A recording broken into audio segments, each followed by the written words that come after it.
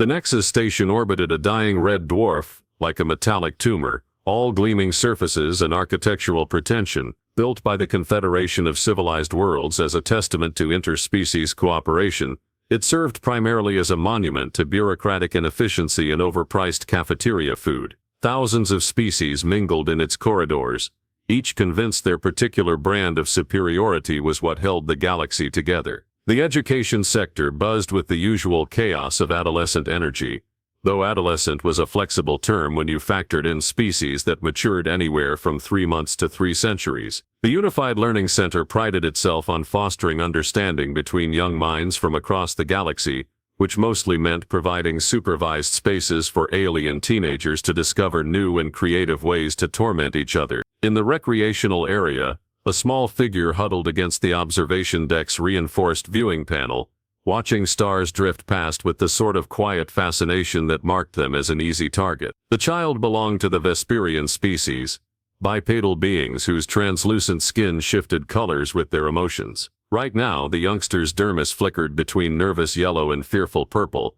creating an unfortunate rainbow effect that drew attention like a beacon. The approach of 3 larger figures cast shadows across the deck's polished floor. The leader, a Krextai with the kind of swagger that suggested parental wealth and minimal consequences, flexed his chitinous arms in what passed for intimidation among his kind. His companions, a Zephyrian and a Mollusk descendant whose species name was unpronounceable to most vocal cords, flanked him with the practiced ease of professional enablers. Well, well, the Krextai hissed, his voice carrying the particular arrogance of youth combined with social privilege. If it isn't the rainbow freak. The Vesperian child's skin flashed bright red, then immediately dimmed to a sickly green that screamed embarrassment. The involuntary display only encouraged the bullies, who had discovered that emotional manipulation worked just as well across species lines as it did within them. Look at that, the Zephyrian giggled, its gaseous form rippling with amusement.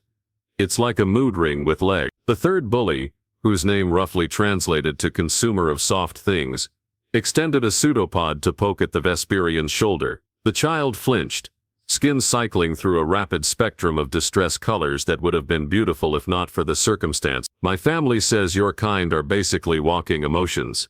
The Krextai continued, circling like a predator who'd cornered something significantly smaller. No real intelligence, just reactive patterns, like organic computers that cry. The Vesperian tried to speak, but only managed a whisper that was lost in the ambient noise of the station. The bullies leaned in, sensing weakness like sharks detecting blood in water.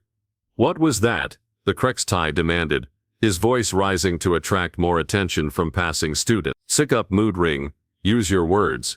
I just want to watch the stars, the child managed, voice trembling with the effort of forming words in standard galactic. Oh, it wants to watch the stars, the Zephyrian mocked, its form shifting to mimic the Vesperian's posture. How precious. Too bad the stars don't want to watch you. What happened next would be debated in disciplinary hearings for weeks. The Krextai, emboldened by his audience, and the child's obvious distress, grabbed the Vesperian's arm and twisted it behind their back. The child's skin exploded in brilliant red as pain receptors fired, then immediately shifted to deep purple as fear took over. Dance for us, Rainbow, the Krextai snarled, applying more pressure. Show us all your pretty colors. The Vesperian's distress call was barely audible to most species, but it carried a harmonic frequency that pierced through the station's background noise like a needle through fabric. Several students stopped to watch, though none moved to intervene. The galactic education system had done an excellent job of teaching young beings about diversity and inclusion, but apparently forgot to mention basic decency.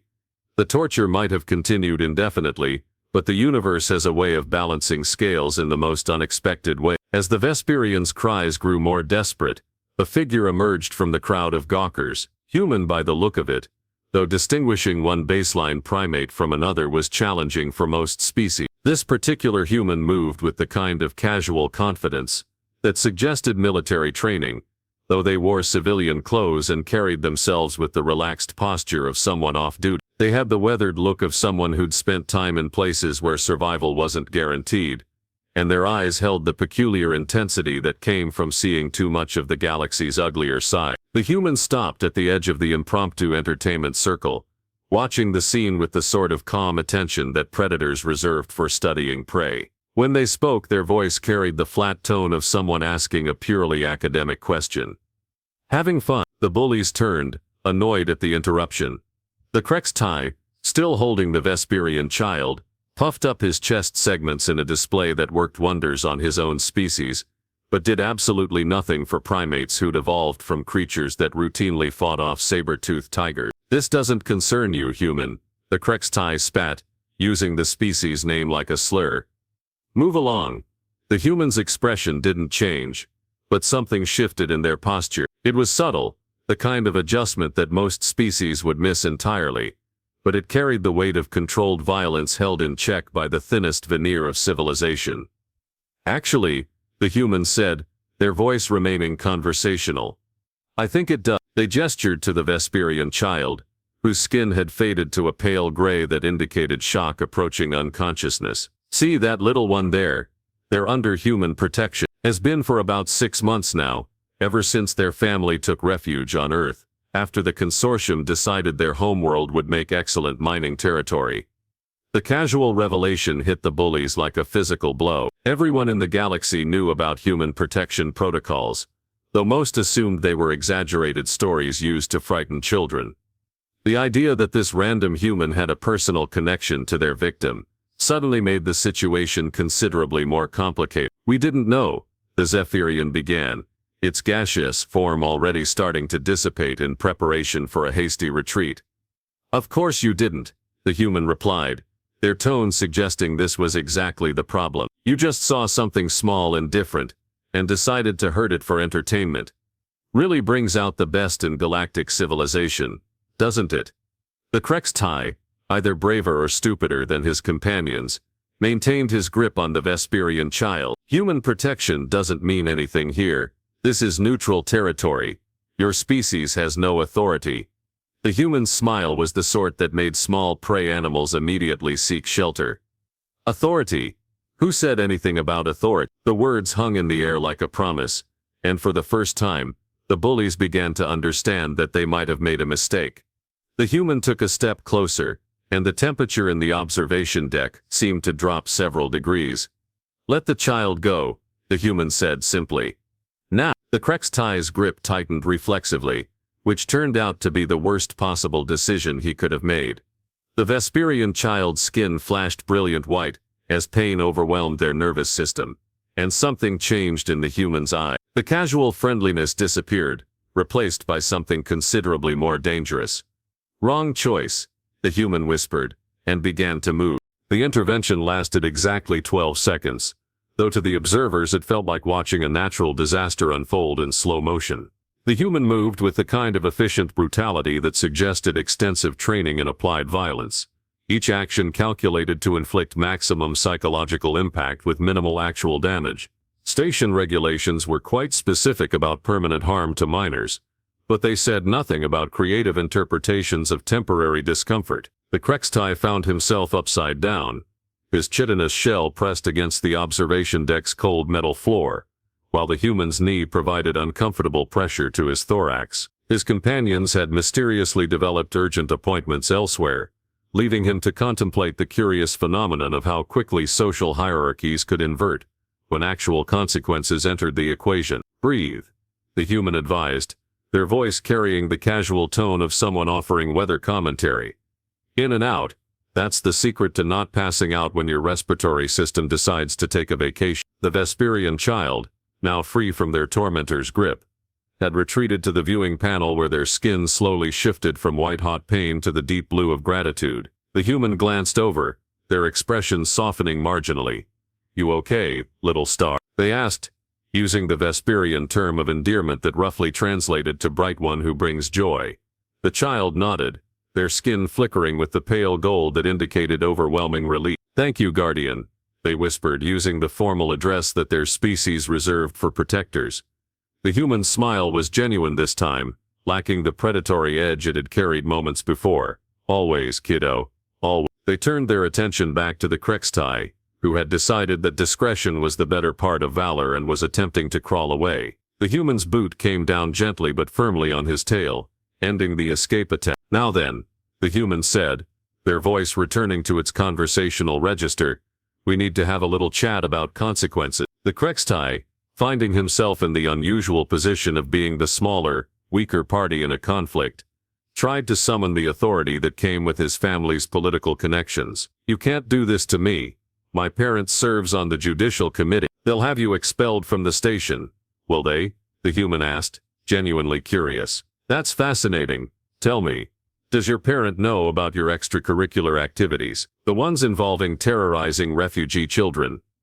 The question hit its mark. The Krextai's mandibles clicked nervously, a tell that indicated significant distress among his species. The human noted this with the sort of professional interest that suggested they were filing the information away for future reference. Because, the human continued, I have about 6 months of recorded incidents. The station's security system is remarkably thorough when you know how to access it properly. Every cruel word, every moment of physical intimidation, every time you decided that hurting someone smaller than you was acceptable entertainment.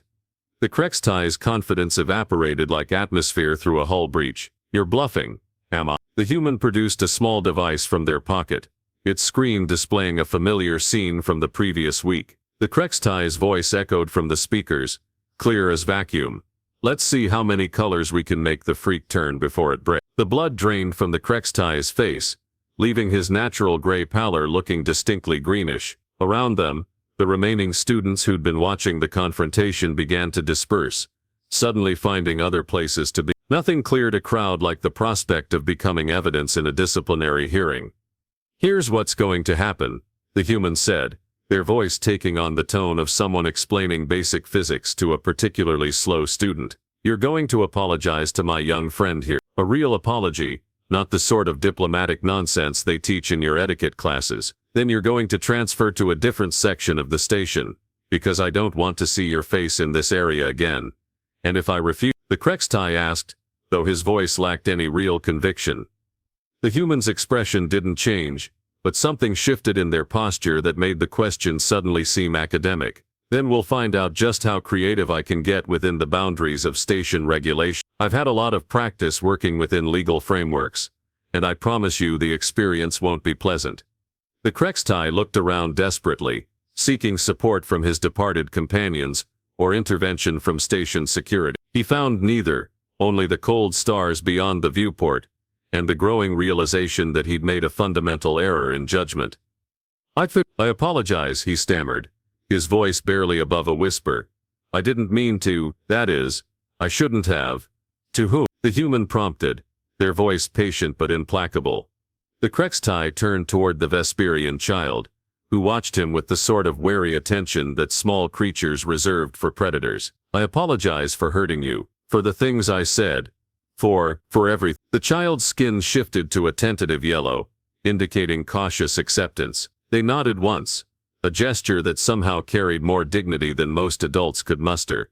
Good, the human said, releasing their grip on the Krextai's tail. Now, about that transfer. The bully scrambled to his feet, his earlier arrogance replaced by the sort of desperate urgency that came from recognizing a no-win scenario. I'll speak to the administrators immediately.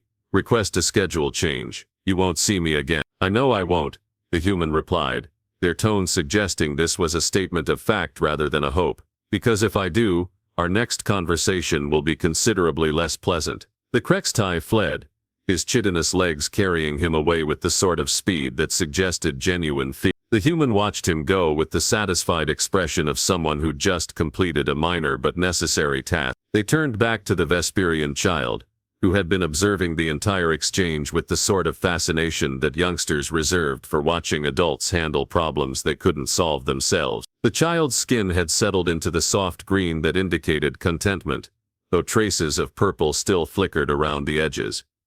You okay, little star? The human asked again, crouching down to bring themselves to the child's eye level. The Vesperian nodded, their skin brightening to a more confident yellow. Guardian, why do they hurt others? The adults teach that all species are equal, but they don't act like it. The human was quiet for a moment, considering how to explain the fundamental contradictions of galactic civilization to someone who still believed that adults made sense. Because, they said finally, some beings think that being different makes you less than. They're wrong, of course. but wrong ideas can be harder to kill than the people who hold them. Will they learn better? The child asked, their skin shifting to the pale blue of hope. Some will, the human said, their voice carrying the weight of experience. Others will just learn to hide their cruelty better. That's why we have to look out for each other, especially those who can't protect themselves. The child's skin brightened to the warm gold of understanding. Is that why you protected me? That's part of it, the human admitted. But mostly it's because you're important. Not just to your family, not just to your species, but to the universe itself. Every time someone tries to dim your light, they're making the galaxy a little darker. The Vesperian child's skin exploded in brilliant rainbow patterns, cycling through colors that had no names in standard galactic. It was the sort of display that their species reserved for moments of pure joy, and it lit up the observation deck like a prism catching sunlight. Thank you, Guardian, the child whispered, their voice carrying the sort of gratitude that made protecting others worthwhile. The humans stood, their expressions softening into something that might have been parental affection. Always, little star, always. As they walked away together, the human's mind was already working through the implications of what had just occurred. The Krextai's family connections weren't idle threats, and there would be consequences for the public humiliation of a politically connected youth. But that was a problem for tomorrow. Today a child was safe, and sometimes that was enough. The stars continued their eternal dance beyond the viewport, indifferent to the small dramas of organic life, but perhaps a little brighter for the kindness that had been shown. The disciplinary hearing convened 3 days later in Conference Room 7 Alpha, a sterile chamber designed to drain all emotion from legal proceedings through the strategic application of beige walls and fluorescent lighting. The Judicial Committee had assembled with the sort of bureaucratic efficiency that suggested they'd been looking forward to this particular case. Committee Chair Velixran, a Krextai whose family resemblance to the young bully was unmistakable, presided over the proceedings with the sort of barely contained satisfaction that came from having the system work in your favor. The irony of a parent adjudicating their own child's case seemed lost on everyone except the human, who sat in the defendant's chair with the relaxed posture of someone attending a mildly interesting lecture. This committee finds the actions of the human defendant to be excessive and inappropriate, Velixran announced, his mandibles clicking with official authority. Physical assault of a minor, regardless of perceived provocation, cannot be tolerated in civilized society. The human's expression didn't change, but something in their eyes suggested they were calculating trajectories and impact velocities. Interesting interpretation of events, they said, their voice carrying the sort of calm that preceded volcanic eruption. The evidence is clear, Velixran continued, gesturing to the holographic display that showed the confrontation from multiple angles. You physically restrained a student, caused emotional distress, and threatened further violence. These actions violate 17 separate station regulations. Did they? The human asked, leaning forward with the sort of academic interest that made seasoned bureaucrats nervous. Because I count at least 23 violations of protection protocols for refugee minors, 6 breaches of anti-harassment statutes, and 1 rather fascinating example of institutional corruption. The committee members exchanged glances, the sort of silent communication that suggested they hadn't expected the defendant to actually read the relevant laws. Most species approached legal proceedings with the understanding that justice was something that happened to other Pippin, preferably those with fewer connections. Those are separate matters, committee member Zaxhol interjected, his gaseous form rippling with bureaucratic indignation. We're here to address your conduct, not to relitigate past incidents. Past incidents. The human's voice carried the sort of dangerous quiet that made smart people start looking for exits. You mean the 6 months of systematic torture that your security forces ignored? The documented evidence of physical and psychological abuse that mysteriously never made it into official reports. They stood, moving with the fluid grace that came from years of combat training, and approached the evidence display. With a casual gesture, they activated their own recording device, filling the room with crystal-clear audio of the Krextai youth's voice. Dance for us, Rainbow. Show us all your pretty colors. The silence that followed was the sort that preceded avalanche. Committee member Thrindak, whose species communicated primarily through bioelectric fields, flickered with the unmistakable pattern of extreme discomfort. Even Velixran's mandibles had stopped their official clicking. Where did you obtain this recording? Vilexran demanded, his voice lacking its earlier authority. Station security archives, the human replied, their tone suggesting this should have been obvious. Publicly accessible under Freedom of Information statutes, though I imagine you're already aware of that. Along with the other 47 incidents I've documented. The human activated another device, and the room filled with a holographic display that would have made military strategists weep with envy. Names, dates, locations and connections spread across the air like a spider's web of culpability. At the center sat the Krextai family, their political influence mapped in exquisite detail. Fascinating pattern, the human continued, their voice taking on the tone of someone discussing an interesting scientific phenomenon. Every complaint filed against your son was either lost in processing, delayed pending review, or dismissed for lack of evidence. Almost like someone was ensuring he never faced consequences for his actions. The committee members were now exchanging the sort of looks that suggested they were reconsidering their career choice. Vilexran's natural gray pallor had shifted to a sickly green that indicated physiological distress among his species.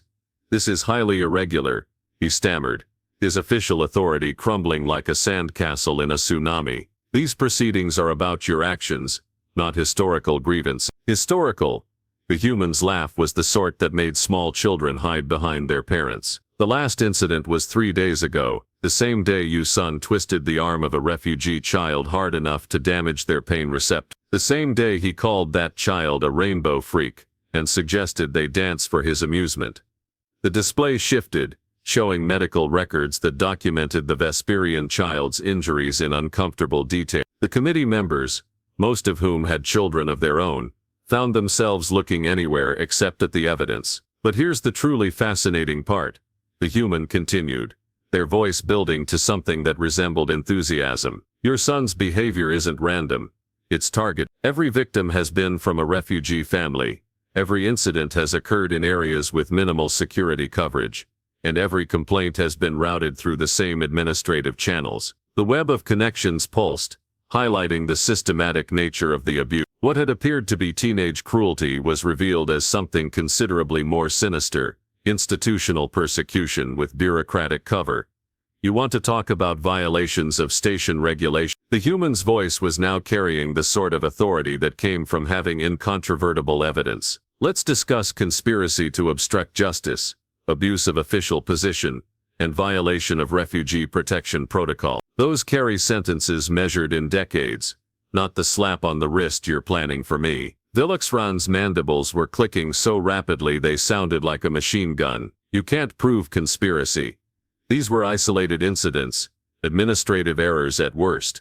Can't? The human smiled, and activated another display. This one showed financial records, communication logs and meeting schedules, that painted a picture of coordinated corruption. Your son's tuition payments, routed through 7 different shell companies. Meeting records showing regular consultations between your office and security administration. Communication logs that show warnings being sent before every scheduled inspection. The evidence was overwhelming, documented with the sort of meticulous attention to detail that suggested someone had been planning this moment for months. The committee members were now looking at each other with the dawning realization that they'd walked into a trap. Here's what's going to happen, the human said, their voice returning to its conversational tone. Your son is going to be expelled from the station, not transferred, not suspended, but permanently removed. The families he's tormented are going to receive formal apologies and compensation. And you, Committee Chair Vilexran, are going to resign your position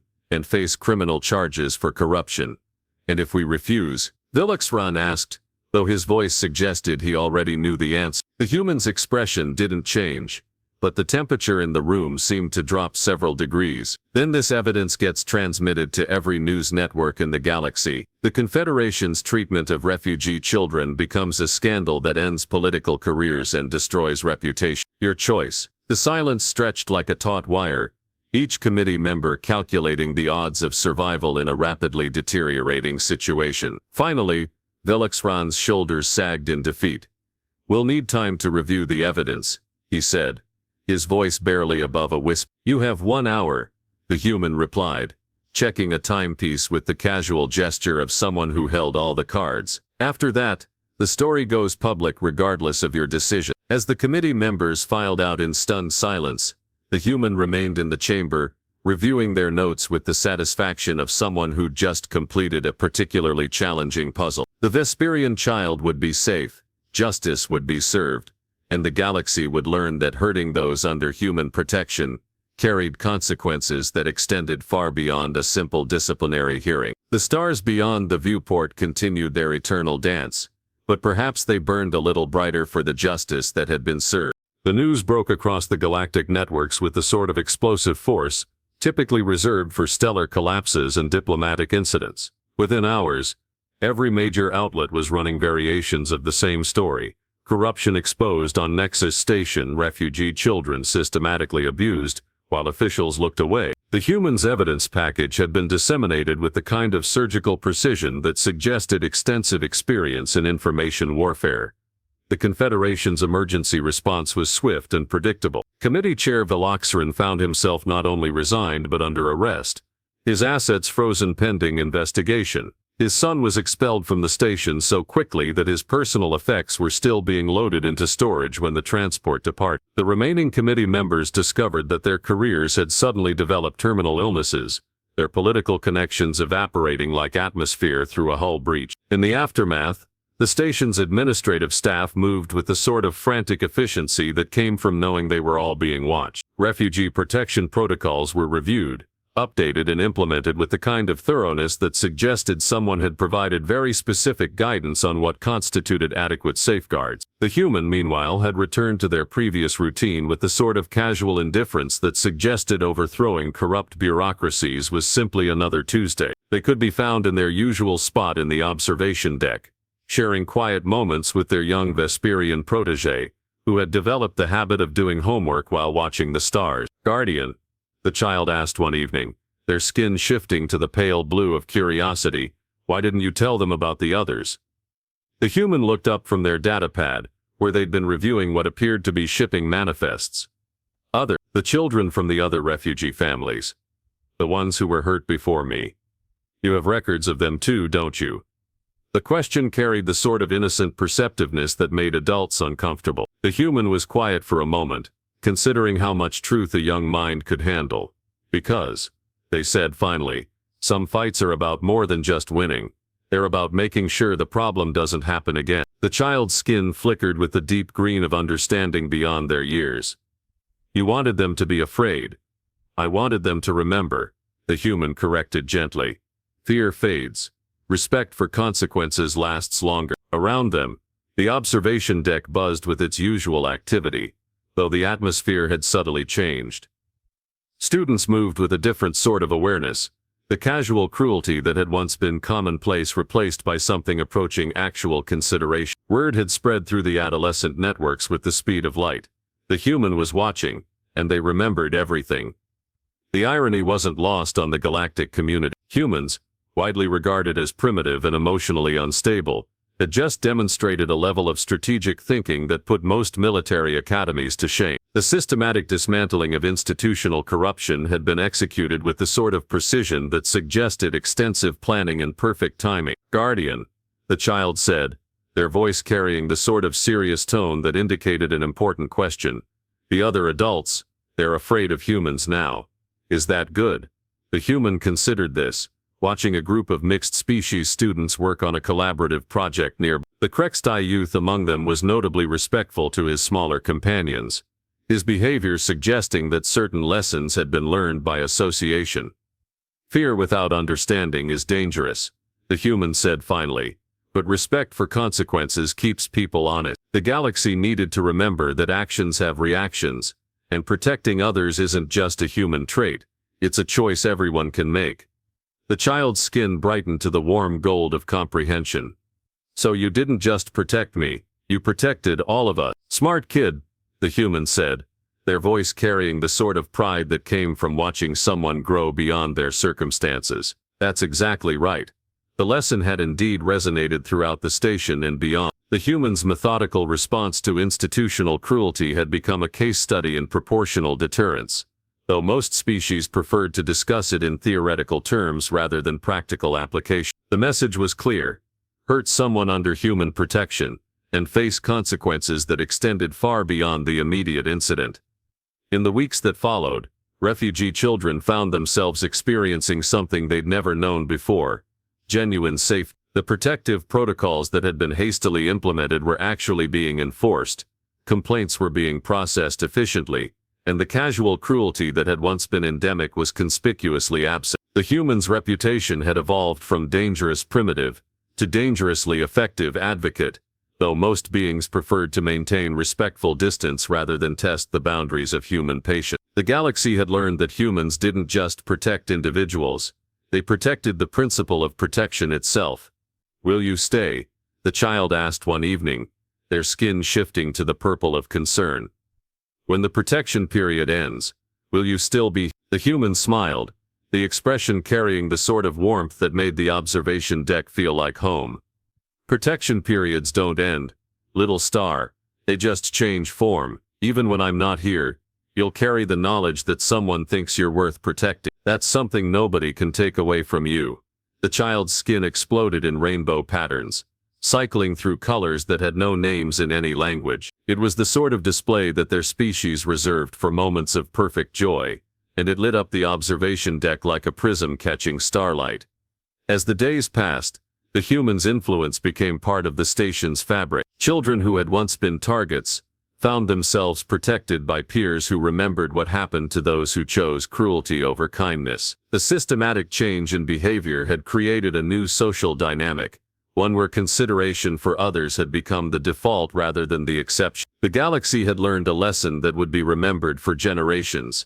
Humans didn't just react to injustice, they systematically dismantled it. The protection of one small Vesperian child had become a demonstration of human values that resonated across species lines, proving that sometimes the most effective way to protect someone is to make sure they never need protection again. In the end, the stars continued their eternal dance beyond the viewport, but the space between them was a little brighter for the kindness that had been shown. The human and their young protege sat together in comfortable silence, watching the universe unfold before them, secure in the knowledge that some things were worth protecting, and that protection itself was worth any price. The galaxy had asked what happened when you hurt someone under human protection. The answer, as it turned out, was that you learned the difference between punishment and consequences, and why humans preferred the latter. It was a lesson that would not be forgotten, and one that would make the universe a safer place for all the small, bright creatures who called it home.